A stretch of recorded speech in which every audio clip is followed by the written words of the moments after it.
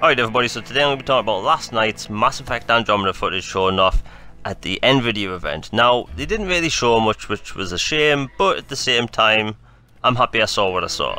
So, we saw a few things. It started off with the Tempest flying through space. I've seen people say, well, this means we're going to be able to fly our own ship. Sadly not in this game, however. But, that being said, in the future game, we may be able to.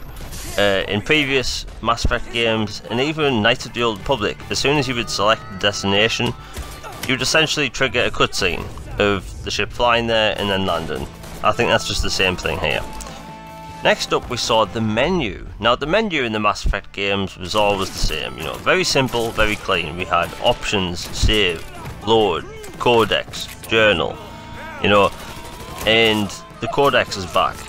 Now, the thing I liked about Codex in 1, 2 and 3 is that we had access to the law itself in-game, unlike another game.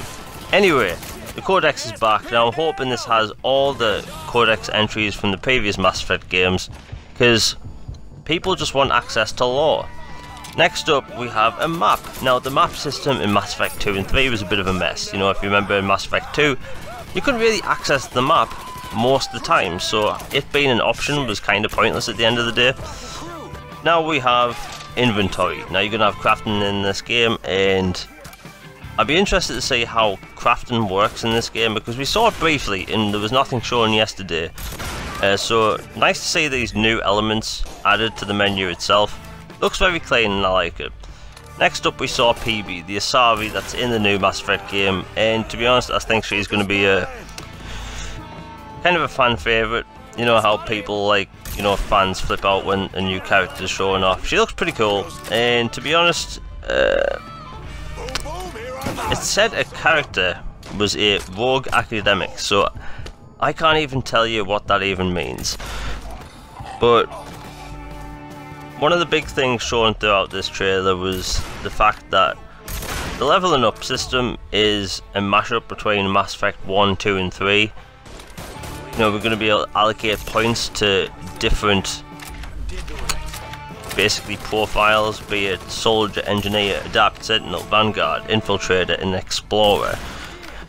Rather than selecting, you know, one play style and just playing 50, 60 or however many hours as one class, you're basically going to be able to mix it up like Skyrim. You know, in Oblivion you would select a class and you were stuck with it.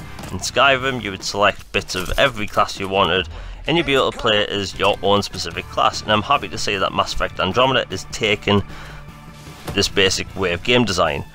And the leveling up system looks very interesting, because if you remember in Mass Effect 3, let's say you selected a certain option. So in Mass Effect Andromeda you're going to be able to pick Flamethrower, which is attack power. It'll have the basic tree. So in Mass Effect 3 you select, you know, rank 1, rank 2, rank 3, and then one of two different things, be it recharge speed or combat damage. So in this game it's going to be the same thing. And that's pretty much all we were showing yesterday. We were showing some combat. The combat looks very interesting. You know, Mass Effect Andromeda is going for this faster style of combat, and I'm perfectly fine with that, as long as it still feels Mass Effect. You know, Mass Effect 2's combat in my eyes was the best, because Mass Effect 3's combat, while it was excellent, it felt too heavy. You know, it felt like it was trying to be gears too much, while Mass Effect 2 was... it felt like its own thing, you know. And another thing is that one of the things I wanted from this Mass Effect game is that your powers would have two modes, and from what we saw in the menus, it looks like each ability will have two modes. So basically tap it for one mode, hold it for another. So when it comes to charge shot, I'm hoping that you'll be able to basically add more damage, or concussive shot. So that's pretty much all we saw, and March 21st is not that far away. So it's gonna be a very short ride, and I personally can't wait for it. Till next time, if you enjoyed the video, like and subscribe. I'm out. Have a good day.